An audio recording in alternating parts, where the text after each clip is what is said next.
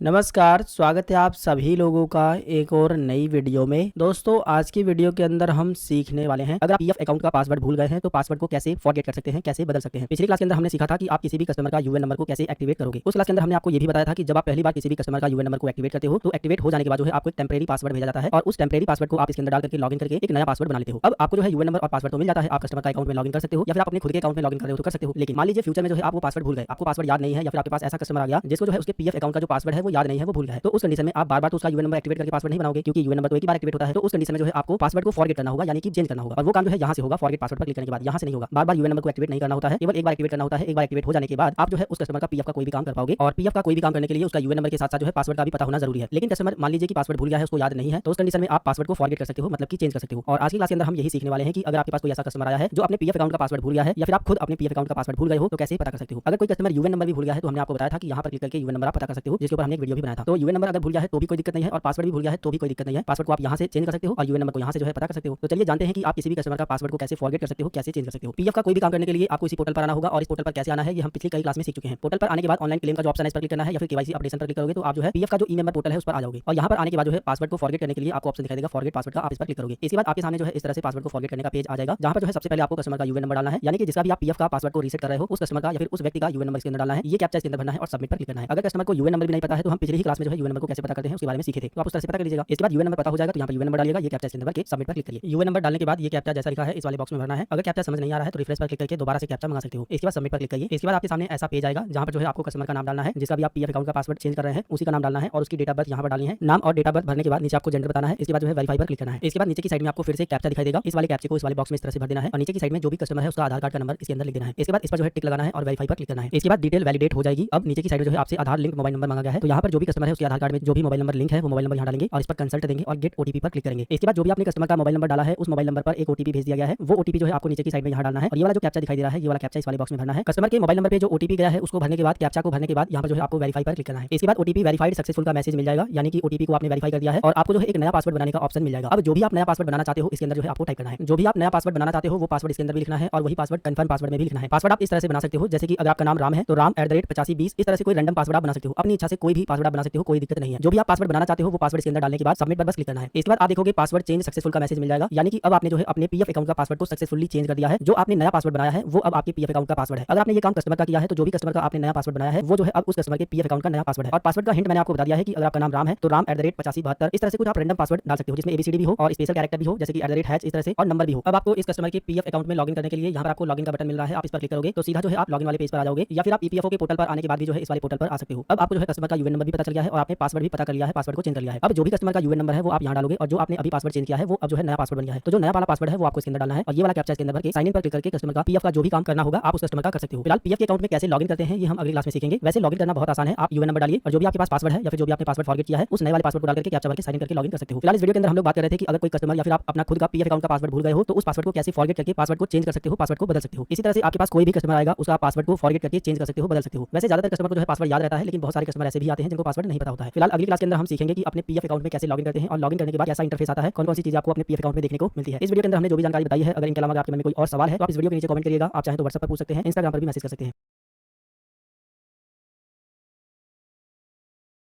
नमस्कार, स्वागत है आप सभी लोगों का एक और नई वीडियो में। दोस्तों, आज की वीडियो के अंदर हम सीखने वाले हैं किसी भी कस्टमर के पीएफ अकाउंट में कैसे लॉगिन करते हैं। आप अपने खुद के पीएफ अकाउंट में अगर लॉगिन करना चाहते हैं या फिर आपके पास कोई ऐसा कस्टमर आया है जिसका आपको पीएफ का काम करना है, कोई भी काम करना हो, तो उसके अकाउंट में सबसे पहले लॉगिन करना होता है। और लॉगिन कैसे करना है इस क्लास के अंदर हम सीखेंगे। साथ ही साथ लॉगिन करने के बाद जो पीएफ अकाउंट का डैशबोर्ड होता है उसमें आपको कौन कौन से फीचर मिलते हैं, उसमें आपको कौन कौन सी सेटिंग मिलती है, उन सब फीचर को, उन सब सेटिंग को आप कैसे इस्तेमाल करोगे, सबके बारे में पूरा डैशबोर्ड अच्छे से समझाने वाला हूं। तो सबसे पहले आपको ईपीएफओ के पोर्टल पर चलना होगा। इस पोर्टल पर जाने के लिए कोई भी ब्राउज़र ओपन कर लीजिए, ईपीएफओ लिख करके सर्च करिए, पहली वेबसाइट मिलेगी एम्प्लॉइज प्रोविडेंट फंड ऑर्गेनाइजेशन करके, आप उस पर ही क्लिक करोगे। इसके बाद ईपीएफओ के पोर्टल पर आ जाओगे और यहाँ पर केवाईसी अपडेशन या फिर ऑनलाइन क्लेम लिखा होगा, इस ऑप्शन पर जैसे ही आप क्लिक करोगे तो जो पीएफ का मेंबर ई सेवा पोर्टल है उस पर आप आ जाओगे। अब यहाँ पर लॉगिन करना बहुत आसान है, आपको यहाँ पर अपना यूएन नंबर डालना है और जो भी आपने पासवर्ड बनाया था वो पासवर्ड डालना है। अगर आप कस्टमर का लॉगिन कर रहे हो तो कस्टमर का यूएन नंबर डालिए और जो भी कस्टमर ने पासवर्ड बताया है वो पासवर्ड डालिए। मान लीजिए कस्टमर को यूएन नंबर नहीं पता है तो नीचे की साइड में नो योर यूएन का ऑप्शन दिखाई देगा, इस पर क्लिक करके आप यूएन नंबर पता कर सकते हो, जो कि हम पिछली क्लास में समझ चुके हैं। मान लीजिए अगर कस्टमर पासवर्ड भूल गया है तो उस कंडीशन में आप फॉरगेट पासवर्ड पर क्लिक करके पासवर्ड को पता कर सकते हो। तो यूएन नंबर या फिर पासवर्ड अगर कस्टमर नहीं बता पा रहा है तो आप उसे फॉरगेट करके पता भी कर सकते हो। एक और बात, मान लीजिए आपके पास कोई ऐसा कस्टमर आ गया है जिसका नया यूएन नंबर है, यानी कि आज से पहले उसने कभी भी लॉगिन नहीं किया है, तो उस कंडीशन में आपको जो है उसके यूएन नंबर को सबसे पहले एक्टिवेट करना होगा। जैसे ही आप एक्टिवेट यूएन पर क्लिक करोगे तो कस्टमर की बेसिक सी जानकारी भरने के बाद आप उसके यूएन नंबर को एक्टिवेट कर पाओगे और उसके बाद जो एक पासवर्ड भी बनाने का ऑप्शन मिलता है, जो कि हम पिछली क्लास में सीख चुके हैं कि किसी भी कस्टमर का या फिर किसी भी व्यक्ति का यूएन नंबर को कैसे एक्टिवेट करते हैं। एक और बात, काफी सारे कस्टमर को यूएन नंबर पता होता है लेकिन उनको ये नहीं पता होता है कि यूएन नंबर को एक्टिवेट करना है। तो वो लोग क्या काम करते हैं कि पासवर्ड को फॉरगेट करने के लिए सीधा जो है फॉरगेट पासवर्ड पर क्लिक करते हैं और अपना यूएन नंबर यहाँ डालते हैं, ये कैप्चा के अंदर भर के जैसे ही सबमिट पर क्लिक करते हैं तो नीचे की साइड में एक रेड कलर का अलर्ट मिलता है, UN number is not active. अगर इस तरह से मैसेज मिल रहा है तो इतना समझ लीजिए कि इस कस्टमर का यूएन नंबर अभी एक्टिवेट नहीं हुआ है। तो सबसे पहले आपको क्या काम करना होगा, एक्टिवेट करना होगा। दो तीन ये कंडीशन बनती है जिसके हिसाब से हमने आपको जानकारी बता दी है। और कैसे यूएन नंबर पता करना है, कैसे कैसे पासवर्ड को फॉरगेट करना है और कैसे जो है यूएन नंबर को एक्टिवेट करना है, वो सब कुछ हम पिछली क्लास में सीख चुके हैं। अगर आपने वो क्लास नहीं देखी है तो देख लीजिएगा। आज की क्लास के अंदर हम सीखेंगे कि आप किसी भी कस्टमर के पीएफ अकाउंट में कैसे लॉगिन कर सकते हैं। लॉगिन करने के लिए आपको जो है यहाँ पर कस्टमर का यूएन नंबर डालना है, जो भी उसका यूएन नंबर है, और जो भी कस्टमर ने पासवर्ड बताया है वो पासवर्ड आपको इसके अंदर डालना है। ये वाला कैप्चा जो है सेम देख करके जैसा लिखा हुआ है वैसा ही भरना है। अगर कैप्चा समझ नहीं आ रहा है तो रिलोड का बटन है या फिर इसे रिफ्रेश बटन भी बोलते हैं, इस पर क्लिक करके आप जो है इसको रिलोड कर सकते हो। इसके बाद जो है आपको साइन इन पर क्लिक करना है। अगर आपने गलती से गलत जानकारी भर दी है तो उसको आप इस पर क्लिक करके डिलीट बटन से डिलीट भी कर सकते हो। चाहो तो रीसेट बटन पर क्लिक करोगे तो सारी सेटिंग जो है सारी चीजें जो है बिल्कुल सही हो जाएगी, पहले जैसे रीसेट हो जाएगी। कस्टमर का यूएन नंबर डालने के बाद और पासवर्ड डालने के बाद ये कैप्चा इसके अंदर भरिए और साइन इन पर क्लिक करिए। इसके बाद पीएफ अकाउंट के साथ जो भी रजिस्टर्ड मोबाइल नंबर है उस मोबाइल नंबर पे एक ओटीपी जाएगा। वो ओटीपी जो है आपको इसके अंदर भरना है। ओटीपी किस मोबाइल नंबर पे भेजा गया है उसके लास्ट के 4 अंक आपको दिखाए गए हैं, इस बात का ध्यान देना है। ओटीपी को भरने के बाद यहाँ पर आपको जो है सबमिट बटन दिखाई देगा, आपको सबमिट बटन पर क्लिक करना है। इसके बाद थोड़ा सा लोड लेगा और आप जो है कस्टमर के पीएफ अकाउंट में जो है लॉगिन हो जाओगे। अगर आपने खुद का पीएफ अकाउंट लॉगिन किया होगा तो आप अपने खुद के पीएफ अकाउंट में लॉगिन हो जाओगे। पीएफ अकाउंट का जो डैशबोर्ड है इसमें कौन-कौन सी सेटिंग है, कौन-कौन से फीचर हैं, चलिए एक एक करके सभी को हम लोग समझते हैं। जो आपके सामने स्क्रीन दिखाई दे रही है इसको जो है होम स्क्रीन बोला जाता है। जब आप ऊपर मेन्यू दिए गए हैं, होम मेन्यू पर जैसे ही क्लिक करोगे तो ये वाली स्क्रीन आपको देखने को मिल जाएगी, जिसमें जो है आपको कुछ अलर्ट देखने को मिलेंगे, जो भी नई नोटिस आती है वो आपको यहाँ पर देखने को मिलेगी। इसके अलावा कोई और नया फीचर आता है तो आपको यहाँ पर जो है ऊपर की साइड में ही मैसेज के द्वारा बता दिया जाता है। जैसे कि ई नॉमिनेशन की जो फैसिलिटी है वो ईपीएफओ में जो है अवेलेबल हो गई है, जो कि आपको यहाँ पर बताया गया है। साथ ही साथ जो है राइट साइड में देखोगे मेंबर की जो प्रोफाइल है वो आपको दिखाई दे रही है। आप जिसके भी पीएफ अकाउंट में लॉगिन हुए हैं उसका यूएन नंबर, उसका नाम, उसकी डेट ऑफ बर्थ और भी बहुत सारी डिटेल यहाँ पर दिखाई देगी। साथ ही साथ जो है नीचे की साइड में प्रोफाइल इन्फॉर्मेशन का ऑप्शन मिलेगा। जैसे ही आप इस प्लस वाले आइकन पर क्लिक करोगे तो कस्टमर की और भी जानकारी आपको दिखाई देगी, जिसमें जो है आप देख सकते हो इस कस्टमर का अभी पीएफ अकाउंट बिल्कुल नया नया है, जिसमें जो है इसका पैन कार्ड अभी नॉट अवेलेबल दिख रहा है, बैंक अकाउंट नॉट अवेलेबल दिख रहा है, मोबाइल नंबर तो इसके अंदर लिंक है, ईमेल आईडी नॉट अवेलेबल है। इन सबको जो है आप ऐड कर सकते हो। जब आप केवाईसी करते हो तो ये सारी चीजें ऐड होती है। फिलहाल कैसे ऐड करना है वो सब कुछ हम सीखेंगे, कोई दिक्कत आपको नहीं होगी। इसी तरह से प्रोफाइल इन्फॉर्मेशन के ठीक नीचे जो है आपको मोर इन्फॉर्मेशन का ऑप्शन दिखाई देता है। जब आप इस पर क्लिक करोगे तो आपने अपने पीएफ अकाउंट में लास्ट अपडेट कब किया था, आपने पासवर्ड कब चेंज किया था, इसके अलावा जो है जो भी एक्स्ट्रा इन्फॉर्मेशन होती है वो आपको यहाँ पर देखने को मिलेगी। इसी में जो है आपको लेफ्ट साइड में यूएन कार्ड मिल जाता है। आप इस पर क्लिक करके कस्टमर का या फिर अगर आपने खुद का पीएफ अकाउंट लॉगिन किया है तो अपना खुद का यूएन कार्ड जो है डाउनलोड कर सकते हो, उसको देख सकते हो। मोर इन्फॉर्मेशन पर जब आप क्लिक करोगे तो आपके सामने इस तरह से पीडीएफ में आपका यूएन कार्ड जो है दिखाई देगा। आप प्रिंट बटन पर क्लिक करके प्रिंट कर सकते हो, डाउनलोड बटन पर क्लिक करके डाउनलोड भी कर सकते हो। डाउनलोड करना बहुत आसान है, बस आप डाउनलोड पर क्लिक करिएगा। इसके बाद जो है सेव करने का इस तरह से ऑप्शन आ जाएगा, सेव पर क्लिक करोगे तो ये जो है डाउनलोड हो जाएगा। इसके बाद दोबारा से होम पेज पर जाने के लिए ऊपर की साइड में जो होम लिखा हुआ है इस पर क्लिक करिए। अब आप देख सकते हो होम पेज पर आ जाओगे। इसके बाद आपको जो है अगला ऑप्शन मिलता है अकाउंट की सेटिंग का। आप इस पर क्लिक करके अकाउंट की सेटिंग को कर सकते हो, जिसके लिए आप मोर इन्फो पर क्लिक करोगे। इसके बाद आप इस वाले पेज पर आ जाओगे जहां पर आपको पासवर्ड को चेंज करने का केवल ऑप्शन मिलता है। आप यहां से जो है अपना ओल्ड पासवर्ड डाल करके एक नया पासवर्ड बना सकते हो। मान लीजिए अगर आपको पासवर्ड चेंज करना है तो आप जो है अपना पुराना वाला पासवर्ड यहां डालिए और एक नया पासवर्ड यहां डालिए और फिर से जो है नया पासवर्ड को कंफर्म करिए, इस पर टिक लगाइएगा और गेट आधार ओटीपी पर क्लिक करिएगा। इसके बाद जो है आप पासवर्ड को चेंज कर पाओगे। तो इस तरह से ये आपको डैशबोर्ड दिखाई देता है, मतलब कि होम। इसके बाद जो है होम के बगल में आपको व्यू का ऑप्शन दिखाई देता है। व्यू पर जैसे ही आप क्लिक करोगे तो यहां पर क्लिक करके आप प्रोफाइल को व्यू कर सकते हो। जब आप इस पर क्लिक करेंगे, क्लिक करने के बाद जो भी कस्टमर है उसकी पूरी प्रोफाइल जो है आपके सामने दिखाई देगी। आप कस्टमर की प्रोफाइल में फोटो लगा सकते हो, एड्रेस को ऐड कर सकते हो, साथ ही साथ और भी जो जानकारी है उनको एडिट कर सकते हो। कैसे करना है वो हम आने वाली क्लास में सीखेंगे। प्रोफाइल के बाद जो है आपको सर्विस हिस्ट्री मिलती है। इस पर क्लिक करके आप जितनी भी सर्विस हिस्ट्री है उसको देख पाओगे। इस पर क्लिक करके आप यूएन कार्ड को डाउनलोड कर सकते हो, जो कि हमने होम पेज पर भी समझ लिया था। सेम वही प्रोसेस ये भी है। इस पर क्लिक करके आप कस्टमर का पासबुक देख सकते हो, जो कि हम आने वाली क्लास में सीखेंगे। इसके बाद जो अगला मेन्यू मिलता है आपको मैनेज का, इस पर क्लिक करके आप जॉइंट डिक्लेरेशन कर सकते हो, कॉन्टैक्ट की जो डिटेल है उसको देख सकते हो, केवाईसी कर सकते हो, ई नॉमिनी जो है उसको ऐड कर सकते हो, मार्क से एग्जिट कर सकते हो। इसके बाद जो अगला मेन्यू मिलता है वो है अकाउंट का। आप इस पर क्लिक करके पासवर्ड को चेंज कर सकते हो। इसके बाद जो अगला मेन्यू मिलता है वो है ऑनलाइन सर्विसेज का। आप इस पर क्लिक करके पीएफ का जो क्लेम है उसको क्लेम कर सकते हो, यानी कि पीएफ का पैसा निकालने के लिए क्लेम कर सकते हो। साथ ही साथ जो है one member one EPFO account कर सकते हो, ट्रांसफर की रिक्वेस्ट कर सकते हो। One member one EPF account का ये मतलब है कि बहुत सारे कस्टमर ऐसे आपके पास आएंगे जिनका जो है 2 बार पीएफ अकाउंट खुल जाता है, उनको जो है 2 बार यूएन नंबर मिल जाता है। तो उस कंडीशन में अगर customer one member one EPF account करवाना चाहता है तो आप इस पर जो है रिक्वेस्ट कर सकते हो। इसके बाद जो है अगर आपने ऑनलाइन क्लेम किया है तो उसका स्टेटस चेक करना है तो आप यहाँ पर ट्रैक क्लेम स्टेटस पर क्लिक करके उसका स्टेटस भी चेक कर सकते हो। इसके बाद डाउनलोड एनेक्सर फॉर्म आता है, इस पर क्लिक करके आप एनेक्सर को डाउनलोड भी कर सकते हो। तो ये सारी इन्फॉर्मेशन आपको यहाँ पर देखने को मिल जाती है। तो दोस्तों इस तरह से आप किसी भी कस्टमर के पीएफ अकाउंट में लॉगिन कर सकते हो और पीएफ अकाउंट का जो डैशबोर्ड है उनको इस तरह से मैनेज कर सकते हो। इन सारे फीचर को आप इन ऑप्शन पे जाकर के इस्तेमाल कर सकते हो। फिलहाल इस क्लास के अंदर हम पीएफ अकाउंट में लॉगिन कैसे करते हैं उसके बारे में सीख रहे थे, तो हमने लॉगिन करना भी आपको बताया। साथ ही साथ जो है पीएफ अकाउंट में लॉगिन करने के बाद कौन-कौन से फीचर मिलते हैं, उन फीचर को आप कहां से कैसे एक्सेस कर सकते हो, उन सब के बारे में भी बताया। पीएफ अकाउंट को मैनेज करना बहुत आसान है। लॉगिन करने के बाद जो है आपकी सारी प्रोफाइल यहाँ पर दिखाई देती है और जो भी काम करना है यहाँ पर मेन्यू दिए गए हैं, आप मेन्यू पर क्लिक करके सभी चीजें कर सकते हो। और सभी काम को कैसे करना है वो हम आने वाली क्लासेस में एक क्लासेस में हर एक चीज को सीख लेंगे। तो फिलहाल दोस्तों इस वीडियो के अंदर बस इतनी ही जानकारी। जो भी जानकारी इस वीडियो के अंदर हमने आपको बताया है, इस जानकारी के अलावा अगर आपके मन में कोई और सवाल है तो इस वीडियो के नीचे कमेंट करिएगा, व्हाट्सएप पर।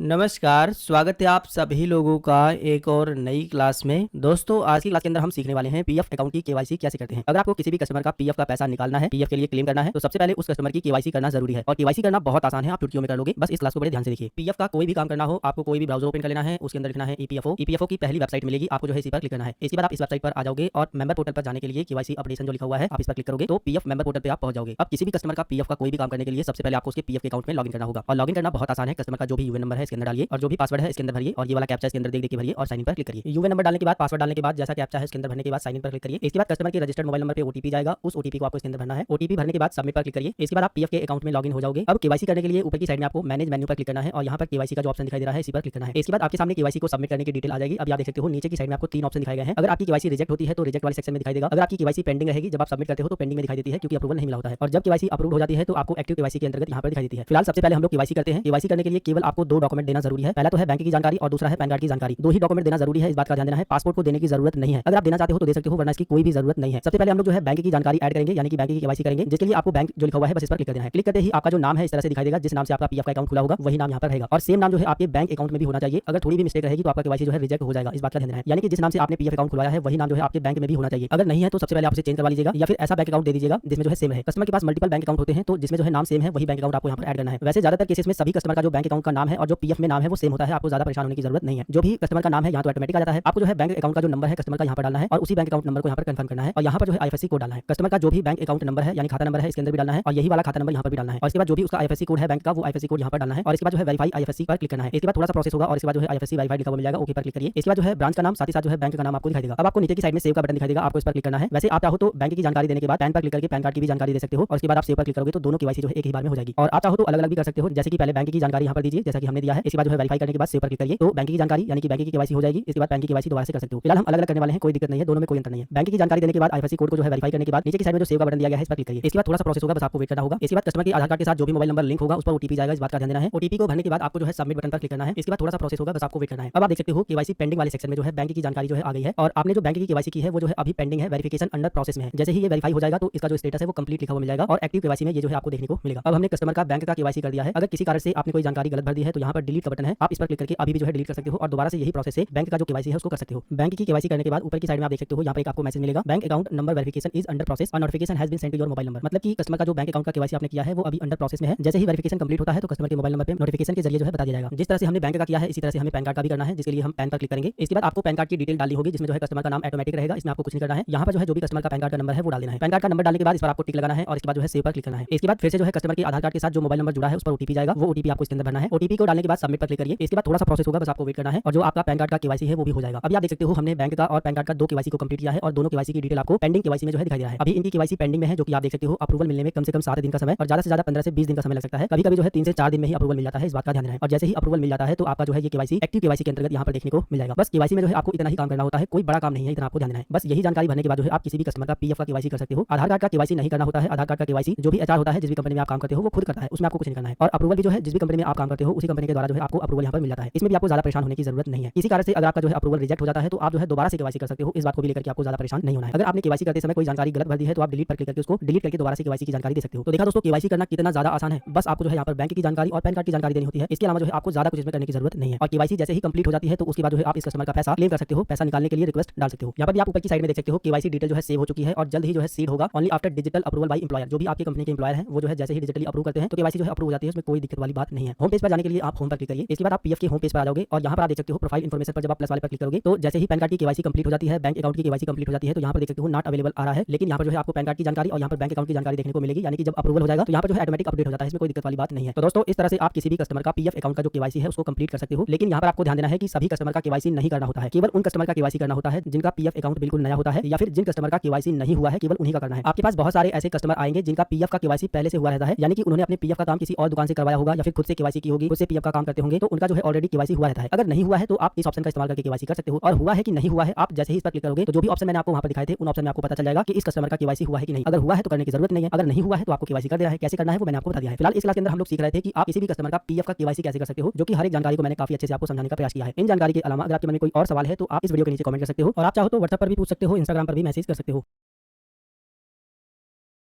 नमस्कार, स्वागत है आप सभी लोगों का एक और नई वीडियो में। दोस्तों आज की वीडियो के अंदर हम सीखने वाले हैं पीएफ का पैसा कैसे चेक करते हैं। देखिए जब आप जनसेवा केंद्र खोलेंगे तो आपके पास बहुत सारे ऐसे कस्टमर आएंगे जो आपसे ये कहेंगे कि हमारा पीएफ का पैसा चेक कर दीजिए, हमारा पीएफ का पासबुक चेक कर दीजिए या फिर पीएफ का बैलेंस चेक कर दीजिए या फिर पीएफ का पासबुक डाउनलोड कर दीजिए। तो कस्टमर का आप ये सारा काम कैसे करोगे इस क्लास के अंदर हम सीखने वाले हैं। पीएफ का कोई भी काम करना हो आपको ईपीएफओ के पोर्टल पर चलना होगा और पोर्टल पर जाने के लिए आप कोई भी ब्राउजर ओपन कर लीजिए, उसके अंदर आपको लिखना है ईपीएफओ। लिखने के बाद जैसे ही सर्च करोगे पहली वेबसाइट मिलेगी ईपीएफओ की, आप इस पर क्लिक करोगे तो आप ईपीएफओ की वेबसाइट पर आ जाओगे। अब किसी भी कस्टमर का पासबुक देखने के लिए या फिर पीएफ का पैसा चेक करने के लिए होम पेज पर ही आपको ई पासबुक का ऑप्शन दिखाई देगा। आपको ई पासबुक पर क्लिक करना है। इस पर जैसे ही आप क्लिक करोगे तो आप ईपीएफओ का जो पासबुक पोर्टल है उस पर आ जाओगे। जी हाँ दोस्तों, पीएफ का पैसा चेक करने के लिए आपको ईपीएफओ का जो पासबुक पोर्टल है इसी पर आना होगा। कभी कभी क्या होगा कि जब आप मेन पेज पर आ जाओगे, ई पासबुक पर क्लिक करोगे तो इस तरह से एरर आ जाता है, मतलब कि पेज जो है लोड नहीं लेता है। तो उस कंडीशन में आपको ज्यादा परेशान नहीं होना है, पूरी तरह से बाहर आ जाना है। पूरी तरह से बाहर आने के बाद फिर से जो है आपको ईपीएफओ लिख करके सर्च करना है। बाहर की साइड में ही आपको ईपीएफ मेंबर पासबुक मिल जाएगा। आप इस पर भी क्लिक करके उसी पेज पे जा सकते हो, या फिर मेंबर पासबुक लॉगिन पर भी क्लिक करके उसी पेज पे जा सकते हो। दोनों सेम काम करते हैं। या फिर आप मेन वेबसाइट पे जाकर के ई पासबुक पर क्लिक करोगे तो वो जो एरर आ रहा था वो नहीं आएगा। तो अगर एरर आ जा रहा है तो आपको एरर को लेकर के परेशान नहीं होना है, पूरी तरह से पीछे जाइए। फिर से आप इस पोर्टल पर आइए, फिर से ई पासबुक पर क्लिक करिए तो आप ईपीएफओ का जो पासबुक पोर्टल है उस पर आ जाओगे और यहीं से जो है आप किसी भी कस्टमर का पीएफ का पैसा चेक कर सकते हो, बैलेंस चेक कर सकते हो, पीएफ का पासबुक देख सकते हो, डाउनलोड कर सकते हो। एक और बात, पिछली क्लास के अंदर हमने सीखा था कि किसी भी कस्टमर का पीएफ का केवाईसी आप कैसे कर सकते हो, जिसके अंदर मैंने आपको एक कस्टमर का पीएफ केवाईसी करके दिखाया था। और आज मैं आपको सबसे पहले ये दिखाना चाहता हूं कि उस कस्टमर का पीएफ का केवाईसी अप्रूव्ड हो गया है या फिर रिजेक्ट हो गया है। सबसे पहले तो हम लोग यही देखेंगे और इसको चेक करने के लिए आपको क्या काम करना है, केवाईसी अपडेशन पर क्लिक करना है। इसके बाद आप पीएफ के मेंबर पोर्टल पर आ जाओगे। यूएन नंबर और पासवर्ड डालने के बाद जैसा कैप्चा लिखा है वैसा भरने के बाद साइन इन पर क्लिक करिए। इसके बाद आप कस्टमर के पीएफ अकाउंट में लॉगिन हो जाओगे। जिस कस्टमर का हमने पिछली क्लास के अंदर केवाईसी कंप्लीट किया था उसी कस्टमर का हमने 4 दिन बाद जो है फिर से लॉगिन किया है। और मैं आपको दिखाना चाहता हूं इनकी जो केवाईसी है वो हुई है या फिर अभी पेंडिंग है। इसके लिए आपको फिर से मैनेज पर क्लिक करना है और केवाईसी पर क्लिक करना है। और जैसे ही आप केवाईसी पर क्लिक करोगे तो आपके सामने जो केवाईसी वाला पेज है वो खुल करके आ जाएगा। और आप देख सकते हो केवल 4 दिन का समय लगा और इनकी जो केवाईसी है वो एक्टिवेट हो गई है, यानी कि जो इनकी केवाईसी पेंडिंग थी वो सक्सेसफुली अप्रूव्ड कर दी गई है केवल 4 दिन के अंदर ही। 4 दिन बाद जो है हम इस अकाउंट में लॉगिन कर रहे हैं। और पेंडिंग वाले सेक्शन में आप देखोगे कोई भी केवाईसी जो है अभी यहाँ पर पेंडिंग नहीं है। पहले जब हमने आपको पहली क्लास में दिखाया था तो यहाँ पर पेंडिंग था, लेकिन वो जो है अब अप्रूव्ड हो गई है। और होम पेज पर आने के बाद प्रोफाइल इन्फॉर्मेशन पर जब आप प्लस बटन पर क्लिक करते हो तो यहाँ पर भी आप देखोगे पहले जो है हमने पिछली क्लास के अंदर आपको दिखाया था कि पैन कार्ड की जानकारी और पासबुक की जानकारी यहाँ पर नहीं दे रहा था। लेकिन जैसे ही जो है इस कस्टमर का केवाईसी सक्सेसफुली एक्टिवेट हुआ, केवाईसी कंप्लीट हुआ, तो यहाँ पर जो है पैन कार्ड की भी जानकारी आ गया है और बैंक अकाउंट की भी जानकारी आ गया है। तो यहाँ पर आपको अलग से भरना नहीं होता है, बस आपको केवाईसी कर देनी होती है। और जैसे ही आप केवाईसी को कंप्लीट करते हो तो उसके बाद जो है ऑटोमेटिक जो है केवाईसी एक्टिवेट हो जाती है और उसके बाद सारी इन्फॉर्मेशन आ जाती है। फिलहाल आज की क्लास के अंदर हम सीख रहे हैं कि किसी भी पीएफ अकाउंट होल्डर का पीएफ का पैसा आप कैसे चेक कर सकते हो। पीएफ का पैसा चेक करने के लिए आप कस्टमर के पीएफ अकाउंट में लॉगिन करके भी चेक कर सकते हो। जब आप लॉगिन करोगे तो आपके सामने ऐसा डैशबोर्ड दिखाई देता है। यहाँ पर आपको व्यू मेन्यू पर क्लिक करना है और यहाँ पर पासबुक पर क्लिक करना है। तो आप जो है ईपीएफओ का जो मेंबर पासबुक पोर्टल है उस पर पहुंच जाओगे और यहाँ से जो है आपको यूएन नंबर डाल करके पासवर्ड डाल करके कैप्चा भर के साइन इन करोगे तो कस्टमर का ईपीएफ का जो पासबुक है उसको देख पाओगे, उसके पीएफ अकाउंट में कितना पैसा है उसको चेक कर पाओगे। इस वाले पोर्टल पर आने के लिए आप वेबसाइट के होम पेज से भी जा सकते हो, लॉगिन करने की जरूरत नहीं है। जब आप ईपीएफओ के होम पेज पर आ जाओगे तो यहाँ पर जो है आपको ई पासबुक का ऑप्शन दिखाई देगा। जब आप इस पर क्लिक करोगे तो यहाँ से भी जो है आप सेम इस वाले पोर्टल पर आ जाओगे, कोई दिक्कत नहीं होगी, दोनों तरीका बिल्कुल सेम है। तो जब भी आपको किसी भी कस्टमर का पीएफ का पैसा चेक करना हो तो आपको उसके अकाउंट में लॉगिन होने की जरूरत नहीं है। आप होम पेज पर आइए, ई पासबुक पर क्लिक करिए, इस वाले पेज पर आ जाओगे और यहाँ पर जो है कस्टमर का यूएन नंबर डालना है, जो भी उसके पीएफ अकाउंट का यूएन नंबर है और जो भी उसका पासवर्ड है यहाँ डालना है, कैप्चा भर के साइन इन पर क्लिक करना है। इसके बाद कस्टमर के आधार कार्ड के साथ जो भी मोबाइल नंबर रजिस्टर्ड है उस पर ओटीपी जाएगा, वो ओटीपी आपको यहाँ पर भरना है। यहाँ पर एक टाइमिंग चल रही है, इस टाइमिंग के अंतर्गत अगर आप नहीं भरते हो तो फिर से आप पीछे वाले पेज पर आ जाओगे। अगर आप सही समय पर ओटीपी नहीं भर पाते हैं तो आप जो है फिर से इस वाले पेज पर आ जाओगे। फिर से आपको यूएन नंबर डालना है, पासवर्ड डालना है, कैप्चा सेम वही रहेगा, मतलब कि सारी डिटेल पहले से ही भरी रहेगी, बस आपको साइन इन पर क्लिक करना है। जब आप साइन इन पर क्लिक करोगे तो थोड़ा सा बस प्रोसेस होगा। यहाँ पर जो है फिर से कस्टमर के आधार कार्ड के साथ जो रजिस्टर्ड मोबाइल नंबर है उस पर ओटीपी जाएगा। ओटीपी को भरने के बाद वेरीफाई पर क्लिक करिए, बस थोड़ा सा प्रोसेस होगा। इसके बाद आप इस वाले पेज पर आ जाओगे और यहाँ पर आपको होम पेज पर ही कस्टमर का पीएफ का जितना भी अवेलेबल बैलेंस होगा, यानी कि उसके पीएफ अकाउंट में जितना पैसा होगा वो आपको सबसे पहले ही होम पेज पर दिखाई देगा। इसके अलावा जो है और भी कुछ जानकारी मैं आपको दिखाने वाला हूँ, जैसे कि उसका पासबुक कैसे चेक करोगे, डाउनलोड कैसे करोगे, वो भी आगे हम समझेंगे। फिलहाल यहाँ पर जो है कुछ जानकारी को मैं हाइड कर दूंगा सिक्योरिटी पर्पस की वजह से। जिस कस्टमर का हम पीएफ का बैलेंस चेक कर रहे हैं उस कस्टमर ने एक से ज्यादा कंपनियों में काम किया है, जो कि आप देख सकते हो 2 मेंबर आईडी यहाँ पर आपको दिखाई दे रही है। अगर आप किसी ऐसे कस्टमर का पीएफ का पैसा चेक कर रहे हो जो एक से ज्यादा कंपनियों में काम कर चुका है और उसने अपना पीएफ का पैसा नहीं निकाला है तो वो आपको मेंबर वाइज बैलेंस में इस तरह से शो होगा। जैसे कि आप देखोगे इस कस्टमर ने 2 कंपनी में काम किया है, पहले की मेंबर आईडी ये है और इस वाली आईडी में जो है इतना पीएफ का पैसा है, और दूसरी मेंबर आईडी ये है और इस मेंबर आईडी में इतना पीएफ का पैसा है। टोटल इस कस्टमर का पीएफ का पैसा इतना है, जो कि आपको यहाँ पर भी इस तरह से दिखाई दे रहा है। तो मेरे ख्याल से ये चीजें आपको अच्छी तरह से समझ आ गई होगी। तो यहाँ पर हम बात कर रहे थे कि आप किसी भी कस्टमर का पीएफ का पैसा कैसे चेक कर सकते हो। तो जो भी तरीका मैंने आपको बताया है इसी तरीके से आपको चेक करना है। और जैसे ही आप इस तरीके से इस वाले पेज पर आओगे तो आपको जो है कस्टमर का पीएफ का कितना पैसा है उसके पीएफ अकाउंट में आपको दिखाई देगा। अगर कस्टमर ने पासबुक आपसे मांगा है और आप कस्टमर का पीएफ का पासबुक देखना चाहते हो तो ऊपर की साइड में आपको ये जो मेन्यू दिए गए हैं ना, इसमें पासबुक पर आपको क्लिक करना है। जैसे ही आप पासबुक पर क्लिक करोगे तो आपको जो है और भी पासबुक का ओवरव्यू दिखाई देगा। कुछ जानकारी मैंने हाइड करके रखी है, जैसे कि आप देख सकते हो कि कस्टमर के इस वाली मेंबर आईडी में कस्टमर का जो पीएफ का बैलेंस है वो इतना है। आप चाहो तो यहाँ से मेंबर आईडी भी चेंज कर सकते हो, यहाँ पर क्लिक करोगे तो दूसरी मेंबर आईडी भी दिखाई देगी। अगर कस्टमर की एक से ज्यादा मेंबर आईडी होगी तो अगर एक ही मेंबर आईडी होगी तो टोटल जितना भी पीएफ का बैलेंस होगा वो यहाँ पर शो हो जाएगा। इसके बाद पासबुक देखने के लिए, पासबुक को डाउनलोड करने के लिए थोड़ा सा नीचे की साइड में आपको जाना है। थोड़ा सा नीचे की साइड में जब आप स्क्रॉल करोगे तो यहाँ पर जो है आपको पासबुक की समरी दिखाई देगी, जो कि आप यहाँ पर देख पा रहे हो। कितना एम्प्लॉयज का शेयर है, कितना एम्प्लॉय का शेयर है, कितना पेंशन शेयर है, वो सारी जानकारी आपको यहाँ पर दिखाई देगी। साथ ही साथ जो है अगर आप इसको डाउनलोड करना चाहते हो एज अ पीडीएफ तो आप डाउनलोड एज अ पीडीएफ पर क्लिक करके इसको डाउनलोड करके कस्टमर को प्रिंट करके भी दे सकते हो। इसी तरह से अगर कस्टमर की 2 मेंबर आईडी है तो आप यहाँ पर क्लिक करके दूसरी मेंबर आईडी को सिलेक्ट करोगे और इस मेंबर आईडी में कितना पीएफ का बैलेंस है वो आपको यहाँ पर दिखाई देगा। इसका भी पासबुक जो है आप सेम उसी तरह से देख सकते हो। इसी तरह से ऊपर की साइड में आपको और भी ऑप्शन मिलते हैं, जैसे कि क्लेम का ऑप्शन है, इस पर क्लिक करके आप ये जान सकते हो कि इस पीएफ अकाउंट में कितनी बार जो है क्लेम किया गया है। अभी आप देखोगे इस कस्टमर का पीएफ अकाउंट में जो है एक भी बार क्लेम नहीं किया गया है। अगर आप किसी ऐसे कस्टमर का पीएफ का पैसा चेक कर रहे हो जिसका क्लेम किया गया है तो वो आपको यहाँ पर दिखाई देगा। सर्विस की हिस्ट्री चेक कर सकते हो, यहाँ से कैलकुलेटर ओपन करके ईपीएफ कैलकुलेट कर सकते हो, पेंशन कैलकुलेट कर सकते हो, ईडी एलआई कैलकुलेट कर सकते हो। इसी तरह से अगर आप प्रोफाइल चेक करना चाहो तो प्रोफाइल पर क्लिक करके प्रोफाइल चेक कर सकते हो। अगर आप होम पेज पर जाना चाहो तो होम पर क्लिक करोगे तो आप जो है इस वाले होम पेज पर आ जाओगे, जहां पर जो है आपको सामने की तरफ ही कस्टमर का पीएफ का कितना बैलेंस है वो दिखाया गया है। फिलहाल दोस्तों इस वीडियो के अंदर हम लोग बात कर रहे थे कि किसी भी कस्टमर का पीएफ का पैसा कैसे चेक करते हैं, कैसे पासबुक देखते हैं, कैसे पासबुक को डाउनलोड कर सकते हो। फिलहाल इस क्लास के अंदर बस इतनी ही जानकारी। अगली क्लास के अंदर हम लोग सीखने वाले हैं कि आप किसी भी कस्टमर का पीएफ का पैसा कैसे निकाल सकते हो, कैसे जो है पीएफ के पैसे के लिए ऑनलाइन क्लेम कर सकते हो। जो भी जानकारी मैंने आपको बताई है, इन जानकारी के अलावा अगर आपके मन में कोई और सवाल है तो आप इंस्टाग्राम पे पूछ सकते हो, व्हाट्सएप पर पूछ सकते हो। इसके अंदर हम सीखने वाले हैं पीएफ का पैसा कैसे ट्रांसफर करते हैं। पीएफ का पैसा ट्रांसफर करना अलग चीज है और पीएफ का पैसा निकालना अलग चीज है। आज हम केवल पीएफ का पैसा ट्रांसफर कैसे करते हैं किसी भी कस्टमर का, इसी के बारे में पूरा डिटेल में समझने वाले हैं और प्रैक्टिकल करके भी दिखाने वाला हूं। फिलहाल आप इतना समझिए कि किन कस्टमर का पीएफ का पैसा ट्रांसफर करना होता है। जैसे कि बहुत सारे आपके पास ऐसे कस्टमर आएंगे जो एक से ज्यादा कंपनी में काम कर चुके हैं और कोई भी कस्टमर, चाहे आप हो चाहे हम हो चाहे कोई कस्टमर हो, जिस भी कंपनी में काम करता है उस कंपनी में उसका नया पीएफ का अकाउंट खुलता है। इसे आप इस तरह से समझिए कि अभी आप जो है किसी एक कंपनी में काम कर रहे हो तो उस कंपनी के द्वारा आपका एक पीएफ अकाउंट खुला है जिसमें जितना भी आप काम करोगे उसका कुछ हिस्सा पीएफ के तौर पे कट करके आपके उस पीएफ के अकाउंट में जमा होगा। लेकिन जब आप वो कंपनी छोड़ करके किसी दूसरी कंपनी में काम करोगे तो दूसरी कंपनी वाला भी जो है आपका पीएफ अकाउंट नया खोलेगा। इसी तरह से अगर एक व्यक्ति एक से ज्यादा कंपनियों में काम करता है तो हर एक कंपनी जो है उस व्यक्ति का एक नया पीएफ अकाउंट खोलती है। इस तरह से जो है उस कस्टमर के पास कई सारे पीएफ अकाउंट हो जाते हैं। तो उस कंडीशन में आपको क्या काम करना है, अगर आपके पास कोई ऐसा कस्टमर आया है तो पुराने पीएफ अकाउंट का जो पैसा है वो उसके नए पीएफ अकाउंट में सबसे पहले ट्रांसफर करना होता है। उसके बाद ही आपको जो है पैसे निकालने होते हैं। अगर आप पुराने पीएफ अकाउंट का पैसा नए अकाउंट में ट्रांसफर नहीं करते हो तो उस कंडीशन में कस्टमर को बाद में जो है दिक्कत हो सकती है। उसका जो पुराना पीएफ का अकाउंट का पैसा है अगर वो निकालना चाहेगा तो वो नहीं निकाल पाएगा, उसमें उसको दिक्कत होगी। तो उस कंडीशन में पीएफ का पैसा क्लेम करने से पहले, यानी कि पीएफ का पैसा निकालने से पहले आपको उस कस्टमर को समझा देना है कि आपके पुराने पीएफ अकाउंट में इतना बैलेंस पड़ा हुआ है, सबसे पहले आप इसे नए वाले पीएफ अकाउंट में ट्रांसफर करिए, उसके बाद ही जो है आप पीएफ का पैसा निकालने के लिए क्लेम डालिए तो ज्यादा अच्छा रहेगा। मेरे ख्याल से अब आपको अच्छी तरह से समझ आ गया होगा। और ये काम जो है आपको हर एक कस्टमर के साथ नहीं करना है, केवल उन्हीं कस्टमर के साथ ये काम करना है जिन्होंने एक से ज्यादा कंपनियों में काम किया है और उनके पुराने पीएफ के अकाउंट में पैसा है। अगर नहीं है तो क्या ट्रांसफर करोगे, रहेगा तभी तो आप ट्रांसफर करोगे, तो रहना चाहिए। और एक से ज्यादा कंपनियों में अगर वो कस्टमर काम किया है तो आपको पुरानी वाली जितनी भी कंपनी है उनका पैसा नए वाले पीएफ अकाउंट में जो है ट्रांसफर कर लेना है। तो चलिए ये काम आप कैसे करोगे इसकी पूरी जानकारी अच्छे से प्रैक्टिकली समझते हैं। पीएफ का कोई भी काम करना हो आपको पीएफ के पोर्टल पर चलना होगा। पीएफ के पोर्टल पर कैसे जाते हैं पिछली कई क्लास में हम लोग सीख चुके हैं। फिलहाल मैं आपको बता दूं कि पीएफ के मेंबर पोर्टल पर आप सीधा जा सकते हो। आपको गूगल के अंदर पीएफ मेंबर लॉगिन लिख करके सर्च करना है, पहली वेबसाइट मिल जाएगी मेंबर पोर्टल की। आप इस पर क्लिक करोगे तो सीधा जो है आप मेंबर पोर्टल पर आ जाओगे, जहां से आप जो है किसी भी कस्टमर के पीएफ के अकाउंट को मैनेज कर सकते हो, पीएफ के सारे काम कर सकते हो। अब यहाँ पर जो है आपको सबसे पहले जिस भी कस्टमर का आप पीएफ का बैलेंस या फिर कहे पैसा पुराने वाले पीएफ अकाउंट से नए वाले पीएफ अकाउंट में ट्रांसफर करना चाहते हो उसके पीएफ के अकाउंट में लॉगिन करिए। देखिए किसी भी कस्टमर का पीएफ का अकाउंट 2 हो सकता है, 3 हो सकता है, 4 हो सकता है, लेकिन जो उसका यूएन नंबर होता है वो सिंगल यूएन नंबर होता है, केवल एक ही यूएन नंबर रहेगा, इस बात का ध्यान रखना है। तो आपको क्या काम करना है, उस कस्टमर का यूएन नंबर यहाँ डालना है, नीचे की साइड में पासवर्ड डालना है, जो भी पासवर्ड है ये कैप्चा इसके अंदर भरना है और साइन इन पर क्लिक करना है। इसके बाद कस्टमर के रजिस्टर्ड मोबाइल नंबर पे ओटीपी जाएगा, वो ओटीपी आपको यहाँ भरना है और सबमिट पर क्लिक करना है। इसके बाद आप कस्टमर के पीएफ अकाउंट में लॉगिन हो जाओगे। अब इस कस्टमर का पुरानी पीएफ आईडी का पैसा नई वाली पीएफ आईडी में ट्रांसफर करने से पहले 2-3 बातों का आपको ध्यान देना है। पहली बात कि इस कस्टमर की केवाईसी जो है कंप्लीट होनी चाहिए। अब केवाईसी कंप्लीट है कि नहीं ये चेक करने के लिए आप मैनेज पर क्लिक करिएगा और यहाँ पर केवाईसी पर क्लिक करिएगा। इसके बाद आपके सामने केवाईसी की जो डिटेल है वो दिखाई देगी। अगर कस्टमर की केवाईसी जो है एक्टिव है तो इसका मतलब ये है कि कस्टमर की केवाईसी कंप्लीट है और आप जो है इस कस्टमर का one member one PF account transfer कर सकते हो, मतलब कि पुरानी पीएफ आईडी का पैसा नई वाली पीएफ आईडी में ट्रांसफर कर सकते हो। अगर केवाईसी कंप्लीट नहीं है तो केवाईसी कैसे करना है, कैसे कंप्लीट करवाना है उसकी जानकारी हम पिछली क्लास में सीख चुके हैं, वो वीडियो आप देख लीजिएगा। इसके बाद जो दूसरा काम होना चाहिए वो ये होना चाहिए कि जिस भी कंपनी को कस्टमर छोड़ चुका है उसमें डेट ऑफ ज्वाइनिंग और डेट ऑफ एग्जिट दोनों जो है मेंशन होना चाहिए। और ये चेक करने के लिए आपको व्यू पर क्लिक करना है और यहाँ पर सर्विस हिस्ट्री पर क्लिक करना है। जैसे ही आप सर्विस हिस्ट्री पर क्लिक करोगे तो कस्टमर ने जिन भी कंपनियों में काम किया होगा, चाहे एक कंपनी में, चाहे 2 कंपनी में, 4, 10 जितनी भी कंपनी में काम किया होगा सबकी लिस्ट यहाँ पर दिखाई देगी। साथ ही साथ जो है पीएफ का जो मेंबर आईडी है वो भी दिखाई देगा। यहाँ पर आप देखोगे जिस कस्टमर का मैं आपको एग्जांपल दिखा रहा हूँ उस कस्टमर ने 2 कंपनियों में काम किया है। पहली कंपनी ये वाली है जो कि कस्टमर ने छोड़ दी है, 20 सितंबर को ज्वाइन किया था और 31 दिसंबर को कस्टमर ने छोड़ दिया है। उसका डेट ऑफ एग्जिट जो है यहाँ पर मेंशन है। और ऊपर वाली जो कंपनी है इस वाली कंपनी में जो है कस्टमर काम कर रहा है जो कि 1 जून 2023 से जो है कस्टमर ने ज्वाइन किया है और करंट टाइम में जो है अभी भी जो है कस्टमर इसी कंपनी में काम कर रहा है, जिसकी वजह से जो है यहाँ पर डेट ऑफ एग्जिट जो है मेंशन नहीं है। डीओजे का मतलब होता है डेट ऑफ ज्वाइनिंग और डीओई का मतलब होता है डेट ऑफ एग्जिट। तो जिस भी पीएफ आईडी का पैसा आप नई वाली पीएफ आईडी में ट्रांसफर कर रहे हो उसका जो है डेट ऑफ ज्वाइनिंग और डेट ऑफ एग्जिट दोनों जो है मेंशन होना चाहिए, इस बात का ध्यान देना है। यहाँ पर मैं आपको बताना चाहूंगा कि बहुत सारे आपके पास ऐसे कस्टमर आएंगे जो कि जिस भी कंपनी में पहले वो काम करते थे वो लोगों ने उस कंपनी को छोड़ दिया होगा, लेकिन किसी कारण से उनका जो डेट ऑफ एग्जिट है ना वो मेंशन नहीं होगा। तो उस कंडीशन में जो है आप one member one PF account claim नहीं कर सकते हो अभी के टाइम में। सबसे पहले आपको क्या काम करना होगा कि पुरानी वाली जो कंपनी है उसमें जो है डेट ऑफ एग्जिट जो है मेंशन करवाना होगा या फिर करना होगा। इसे जो भी जनसेवा केंद्र वाले हैं वो खुद से कर सकते हैं या फिर कस्टमर भी जो है खुद से कर सकता है। जैसे कि मान लीजिए आप अपना ही पीएफ अकाउंट हैंडल कर रहे हो तो डेट ऑफ एग्जिट जो है आप खुद से मेंशन कर सकते हो। मेंशन कैसे करना है वो हम अगली क्लास में सीख लेंगे, लेकिन यहाँ पर एक बात का और ध्यान देना है कि डेट ऑफ एग्जिट मेंशन करते समय आपको सही डेट डालनी है। जिस डेट को कस्टमर ने कंपनी छोड़ी है वही डेट डालनी है। और दूसरा तरीका यह है डेट ऑफ एग्जिट मेंशन करने का कि जिस भी कंपनी को उसने छोड़ दिया है उस कंपनी में कॉल करे या फिर उस कंपनी में विजिट करे और वहां से जो है डेट ऑफ एग्जिट जो है मेंशन करवाए। तो ये 2 तरीके से मेंशन कर सकते हो, या तो खुद कस्टमर जो है खुद से कर सकता है या फिर जनसेवा केंद्र वाले जैसे कि आप और हम कस्टमर का कर सकते हैं खुद से डेट ऑफ एग्जिट डाल सकते हैं, ठीक है। लेकिन सही से डालना होता है, अगर गलत डालोगे ना फिर दिक्कत हो सकती है बाद में जाकर। तो यहाँ पर मैं आपको 2 चीजें समझाने का प्रयास कर रहा हूँ कि अगर आप जो है one member one PF account transfer request करना चाहते हो, मतलब कि पुरानी जितनी भी कंपनी है जिसमें कस्टमर काम कर चुका है उनमें जो भी पीएफ आईडी है उसमें अगर पैसा पड़ा है और कस्टमर ये चाहता है कि पुरानी वाली पीएफ आईडी का पैसा नई वाली पीएफ आईडी में चला जाए, ट्रांसफर हो जाए, तो उस कंडीशन में 2 बातों का आपको ध्यान देना है। पहला कि कस्टमर की ईकेवाईसी कंप्लीट होनी चाहिए और दूसरा कि जिस भी कंपनी को कस्टमर छोड़ चुका है उसमें डेट ऑफ ज्वाइनिंग और डेट ऑफ एग्जिट दोनों मेंशन होनी चाहिए। अगर ये दोनों चीजें कंप्लीट है तो अब जो है आप उस कस्टमर का one member one PF account transfer request कर सकते हो और 100% अप्रूवल भी मिलेगा। अगर ये दोनों चीजें कंप्लीट है तो अब हम लोग जानते हैं कि आप उस कस्टमर का one member one PF account transfer के लिए रिक्वेस्ट कैसे डाल सकते हो, यानी कि पुरानी पीएफ आईडी का पैसा नई पीएफ आईडी में ट्रांसफर करने के लिए कैसे रिक्वेस्ट डाली जाती है। इसके लिए आपको ऑनलाइन सर्विसेज पर क्लिक करना होगा और यहाँ पर one member one PF account पर क्लिक करना होगा। इसके बाद आप इस वाले पेज पर आ जाओगे। यहाँ पर आपको ऊपर की साइड में कस्टमर की जो पर्सनल जानकारी है वो दिखाई देगी, नीचे की साइड में details of present account into which transfer will be affected, मतलब कि नीचे जो जानकारी दिखाई गई है ये प्रेजेंट पीएफ अकाउंट की जानकारी है। इसी पीएफ अकाउंट में पैसा जो है ट्रांसफर होगा, जिसमें जो है यूएन नंबर के साथ पीएफ अकाउंट नंबर भी रहेगा। इसके अलावा जिस कंपनी में कस्टमर जो है प्रेजेंट टाइम में काम कर रहा है उस कंपनी का नाम भी दिखाई देगा। तो आप यहाँ से भी जो है कंपनी को पहचान सकते हो कि इसी कंपनी में पैसा ट्रांसफर करना है। इसके अलावा और भी बहुत सारी जानकारी रहेगी, कस्टमर की बहुत सारी डिटेल पहले से भरी भराई मिलेगी। यहाँ पर आपको ज्यादा कुछ करने की जरूरत ही नहीं है, बस आपको नीचे की साइड में आना है और यहाँ पर आपको स्टेप 1 और स्टेप 2 2 चीजों को बस फॉलो करना है। स्टेप 1 में क्या काम करना है, सबसे पहले कस्टमर का जो यूएन नंबर है वो यूएन नंबर यहाँ डालना है और गेट डिटेल्स पर क्लिक करना है। इसके बाद कस्टमर ने जिन भी कंपनियों में काम किया होगा ना उन सभी कंपनी का नाम दिखाई देगा। अब इन कंपनी में से आपको उस कंपनी को सिलेक्ट करना है जिस कंपनी को कस्टमर छोड़ चुका है, और किस कंपनी को कस्टमर छोड़ चुका है या आप कस्टमर से खुद पूछोगे तो वो बता देगा कि हम इस कंपनी में काम करते थे, इसको जो है छोड़ चुके हैं। तो आपको केवल उन्हीं कंपनी को सिलेक्ट करना है यहाँ से जिस कंपनी को कस्टमर छोड़ चुका है और जिस कंपनी का पैसा जो है वो नई वाली कंपनी में ट्रांसफर करना चाहता है। मतलब कि यहाँ पर जो है आपको पुरानी वाली कंपनी का नाम जो है सिलेक्ट करना है। फिलहाल हम जिस कस्टमर का एग्जांपल में आपको दिखा रहे हैं वो 2 कंपनी में काम किया है, पहली कंपनी को वो छोड़ चुका है और दूसरी कंपनी में काम कर रहा है। तो हम क्या काम करेंगे, जिस कंपनी को कस्टमर कस्टमर छोड़ चुका है उस कंपनी को यहाँ से जो है बस सेलेक्ट कर लेंगे। इसी तरह से अगर कस्टमर ने मल्टीपल कंपनी में काम किया है और उसको छोड़ दिया है तो उन कंपनियों को एक एक करके आप यहाँ पर सेलेक्ट कर लीजिएगा। इसके बाद उस कंपनी का नाम इस तरह से शो होने लगेगा, आप यहाँ पर जो है टिक लगा दीजिएगा, सभी कंपनी एक करके सेलेक्ट हो जाएगी। नीचे की साइड में आपको डिलीट का भी बटन मिल जाएगा। अगर आपने गलती से नई वाली कंपनी को सेलेक्ट कर लिया है, जैसे कि आपको नहीं पता था जिस कंपनी में कस्टमर काम कर रहा है उसको भी सेलेक्ट कर लिया ना, तो डिलीट पर क्लिक करके उसे जो है यहाँ से हटा सकते हो। फिलहाल जो भी कंपनी का पैसा आप ट्रांसफर करना चाहते हो नई वाली कंपनी में, उन सभी कंपनी को सेलेक्ट करने के बाद इस पर जो है टिक लगा दीजिएगा, सभी जो है सेलेक्ट हो जाएगा। इसके बाद आपको नीचे की साइड में आना है और इस पर टिक लगाना है और इसके बाद गेट ओटीपी पर क्लिक करना है। कस्टमर के आधार कार्ड के साथ जो भी मोबाइल नंबर जुड़ा होगा उस पर एक ओटीपी जाएगा, वो ओटीपी आपको इसके अंदर भरना है और सबमिट पर क्लिक करना है। बस इतना सा ही काम करना है। सबमिट करते ही आपकी जो रिक्वेस्ट है वो सक्सेसफुली चली जाएगी। अब आपको यहाँ पर कुछ भी नहीं करना होता है, बस इतना ही काम करना होता है पुरानी कंपनी का पैसा नई कंपनी में ट्रांसफर करने के लिए। अब अगर आप स्टेटस चेक करना चाहते हो तो होम स्क्रीन पर आने के बाद ऑनलाइन सर्विसेज पर क्लिक करिएगा और यहाँ पर जो है आपको ट्रैक क्लेम स्टेटस पर क्लिक करना है। इसके बाद जो है आपके सामने स्टेटस की जो जानकारी है वो देखने को मिल जाएगी। अब आप देख सकते हो हमने जो है सबमिट कर दिया है फॉर्म और ये जो है पेंडिंग पड़ा हुआ है फील्ड ऑफिसर के थ्रू, यानी कि जो आपने फॉर्म सबमिट किया है ना, one member one PF account, ये जो है ईपीएफओ के ऑफिस में पहुंच चुका है और 10 से 20 दिन के अंदर अंदर जो है आपका जो सेटलमेंट है वो हो जाएगा। पुरानी वाली पीएफआईडी का पैसा नई वाली पीएफआईडी में ट्रांसफर हो जाएगा। तो दोस्तों इस तरह से पीएफ को ट्रांसफर किया जाता है, मतलब कि पुरानी वाली जितनी भी पीएफआईडी है उसका पैसा नई वाली पीएफआईडी में ट्रांसफर कर सकते हो। और ये काम आपको सभी कस्टमर के साथ नहीं करना है, केवल उन कस्टमर के साथ करना है जो पुरानी कंपनी में काम कर चुके हैं और पुरानी कंपनी में जो उनका पीएफआईडी है उसमें जो है पैसा उनका फंसा हुआ है, तो वो लोग जो है नई वाली पीएफआईडी में अपना पैसा ट्रांसफर करवाना चाहते हैं तो उन लोगों को करना है। कहने का मतलब ये है कि one member one PF account transfer की जो रिक्वेस्ट है वो सभी कस्टमर के साथ नहीं की जाती है, केवल उन कस्टमर के साथ की जाती है जिनका पुरानी पीएफआईडी में पैसा पड़ा हुआ है और वो लोग नई पीएफआईडी में जो है पैसे को ट्रांसफर करवाना चाहते हैं। तो उस कंडीशन में आपको इस तरह से जो है one member one PF account की रिक्वेस्ट करनी होती है। उसके बाद जो है 10 से 20 दिन के अंदर अंदर उस कस्टमर के नई वाली पीएफआईडी में पुरानी पीएफआईडी का पैसा ट्रांसफर हो जाता है। और इतना काम करने के लिए आप कस्टमर से 50 रुपए से लेकर के 70 रुपए चार्ज कर सकते हो, बाकी आपकी मर्जी है। इस वीडियो के अंदर जो भी जानकारी हमने आपको बताई है, इनके अलावा अगर आपके मन में कोई और सवाल है, कुछ और चीजें जानना चाहते हो तो इस वीडियो के नीचे कमेंट करिएगा, व्हाट्सएप पर पूछ सकते हो, साथ ही साथ इंस्टाग्राम पर भी मैसेज कर सकते हो।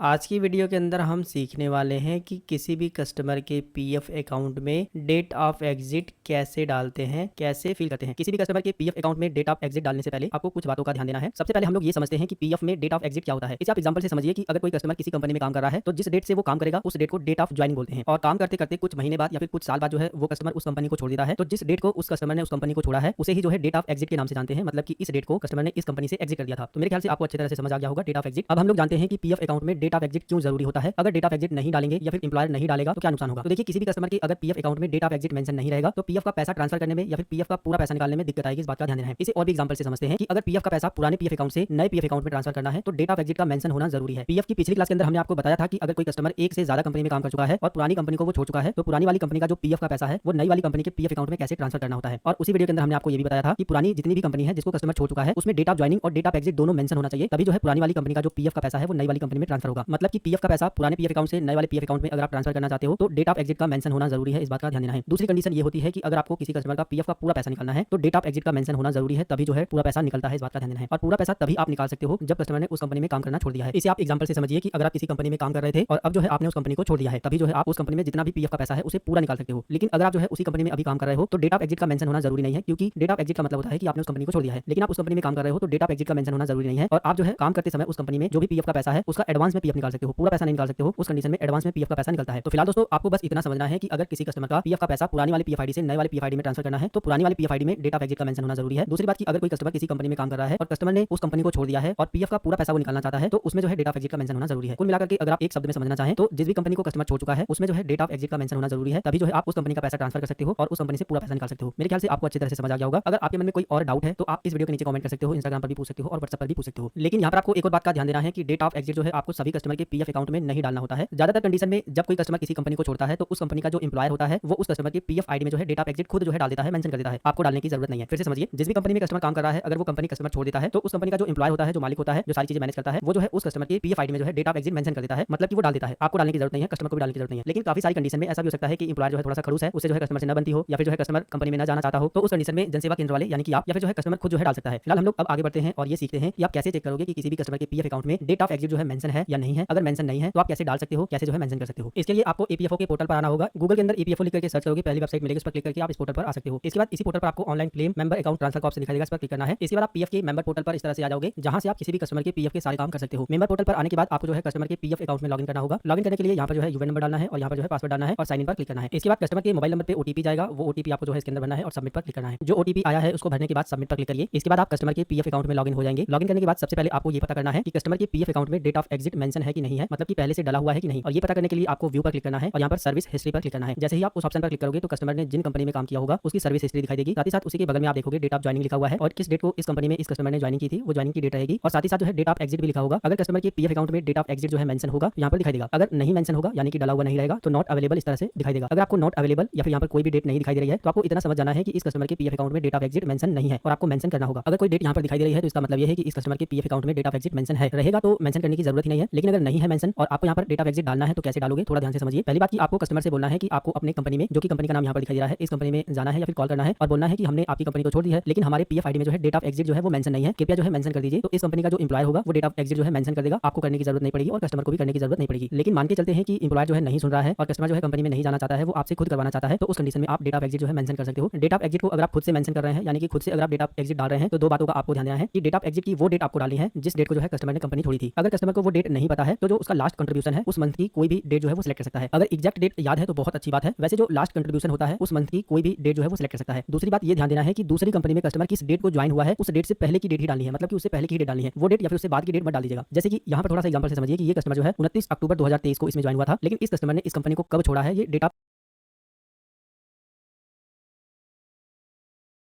जो है यहाँ पर मेंशन नहीं है। अगर मैं इस कस्टमर की डेट ऑफ एग्जिट यहाँ पर मेंशन करता हूँ तो ये जो दूसरी कंपनी में ये जब ज्वाइन हुआ है इस डेट से जो है पहले की डेट होनी चाहिए, इस बात का ध्यान देना है। जैसे कि 19 सितंबर 2024 से पहले की कोई भी डेट यहाँ पर डाल दोगे तो कोई दिक्कत नहीं है। अब 19 सितंबर की अगर डाल देंगे या फिर 19 सितंबर 2024 के बाद की कोई डेट डाल देंगे तो वो जो है गलत हो जाएगा, फिर आप इसे एडिट भी नहीं कर पाओगे, फिर जो है पीएफ ऑफिस के चक्कर लगाने पड़ सकते हैं। तो ये काम आपको थोड़ा सा ध्यान से करना है। पहले क्या काम करना है, इस तरह से चेक कर लेना है। अगर यहाँ पर डेट ऑफ एग्जिट मेंशन है तो आपको करने की जरूरत ही नहीं है। अगर नहीं है तो कस्टमर से बोलना है कि आप अपनी कंपनी में बात करिए और यहाँ पर जो है डेट ऑफ एग्जिट को मेंशन कराइए। अगर कंपनी वाले डेट ऑफ एग्जिट मेंशन कर देते हैं तो अच्छा है, नहीं करते हैं तो आपको पूछना है कस्टमर से कि आपने जो है इस कंपनी में कब तक काम किया है, इस कंपनी को आपने कब छोड़ा था, तो वो कस्टमर डेट बता देगा। तो वो डेट आप यहाँ पर डाल करके एग्जिट वाली डेट को ऐड कर सकते हो। और चौथी कंडीशन ये बन सकती है कि ये जो दूसरी कंपनी में कस्टमर ज्वाइन किया है इससे पहले की कोई भी जो है डेट डाल सकते हो। तो फिलहाल इन बातों का ध्यान आपको देना है। चलिए अब जो है यहाँ पर डेट ऑफ एग्जिट कैसे मेंशन करते हैं वो हम आपको बताते हैं। इसके लिए आपको यहाँ पर मैनेज पर क्लिक करना है और यहाँ पर देखिए मार्क एग्जिट का ऑप्शन आपको दिखाई देगा, आपको मार्क एग्जिट पर क्लिक करना है। इसके बाद आप इस वाले पेज पर आ जाओगे जहाँ पर आपको जो है एम्प्लॉयमेंट को सिलेक्ट करने के लिए बोलेगा, तो आप इस पर क्लिक करोगे। कस्टमर ने जिन कंपनियों में काम किया है सभी कंपनी का नाम दिखाई देगा। अगर आप कस्टमर के पीएफ अकाउंट में डेट ऑफ एग्जिट मेंशन करने जा रहे हो और यहाँ से कंपनी को सिलेक्ट कर रहे हो और इस तरह से आपको रेड अलर्ट का मैसेज मिल जा रहा है कि आफ्टर 2 मंथ, तो इतना आपको समझ जाना है कि इसमें जो है अभी आप डेट ऑफ एग्जिट मेंशन नहीं कर सकते हो, मतलब कि डेट ऑफ एग्जिट नहीं डाल सकते हो। फिलहाल ये जो हमने कंपनी को सिलेक्ट किया है इस कंपनी में कस्टमर अभी वर्तमान समय में काम कर रहा है, जिसकी वजह से हम इसमें जो है डेट ऑफ एग्जिट भी नहीं डाल पाएंगे। और अगर कस्टमर इस कंपनी को छोड़ भी चुका होता फिर भी अगर हमें इसमें जो है डेट ऑफ एग्जिट को डालना होता तो कम से कम 2 महीने का वेट करना है, मतलब कि 60 दिन का। जिस दिन कंपनी कस्टमर छोड़ेगा उस दिन से लेकर के 60 दिन बाद ही जो है आप उस कंपनी में डेट ऑफ एग्जिट को मेंशन कर सकते हो। फिलहाल इस कस्टमर ने एक और कंपनी में काम किया है जिसको जो है इसने छोड़ दिया है, हम उसी में जो है आपको डेट ऑफ एग्जिट ऐड करके दिखा रहे हैं। जिस तरह से हम यहाँ पर दिखा रहे हैं उसी तरह से आप किसी भी कंपनी में ऐड करोगे। फिलहाल हम दूसरी वाली कंपनी को सेलेक्ट करते हैं। जैसे ही आप सेलेक्ट करोगे तो अगर कस्टमर ने उस कंपनी को छोड़ दिया होगा और छोड़े हुए 60 दिन से ऊपर हो गया होगा तो इस तरह से आपके सामने पेज आ जाएगा। अब यहाँ पर ज्यादा कुछ नहीं करना है, आपको डेट ऑफ एग्जिट सेलेक्ट कर देना है। बस इस डेट को कस्टमर ने इस कंपनी को छोड़ा था, बस वही डेट आप यहाँ पर सेलेक्ट करोगे। जब आप डेट पर क्लिक करोगे तो आपके सामने वही मंथ और ईयर का कैलेंडर खुलेगा जिस मंथ और ईयर में उस कस्टमर का लास्ट कंट्रीब्यूशन था। इसी कैलेंडर से आपको डेट को सेलेक्ट करना है। अगर कस्टमर को डेट याद है तो वो डेट आप यहाँ से सेलेक्ट करेंगे या फिर कोई भी डेट जो है इसमें से सेलेक्ट कर सकते हैं। तो कस्टमर ने हमें बता दिया है कि उसने जो है 16 मई 2024 को जो है ये जॉब छोड़ी थी और उसको जो है एक स्लिप भी मिली थी, उस पर लिखा हुआ था। तो हम जो है यहाँ पर 16 मई वाली जो डेट है उसको सेलेक्ट कर देंगे। इसके बाद जो है जो डेट आप यहाँ पर सेलेक्ट कर रहे हो वही डेट जो है आपको यहाँ पर भी सेलेक्ट करनी है। और ये डेट जो है हमने कस्टमर से पूछी थी, कस्टमर को जो है एक स्लिप मिली हुई थी, उस स्लिप पे लिखा हुआ था 16 मई 2024, तो कस्टमर ने हमसे बताया, हमने वही डेट सेलेक्ट कर दी है। इसके बाद जो है एग्जिट होने का रीजन पूछा गया है, तो कस्टमर ने जो है यहाँ से रिजाइन मारा था और रिजाइन के लिए जो है आपको लास्ट वाला ऑप्शन चूज करना है। अगर कस्टमर रिटायरमेंट हुआ है या फिर कोई और कारण है तो आप यहाँ से चूज कर सकते हो। अगर कस्टमर ने रिजाइन मार दिया है यानी कि खुद छोड़ दिया है या फिर कोई और भी रीजन है तो आप इसी ऑप्शन को सेलेक्ट,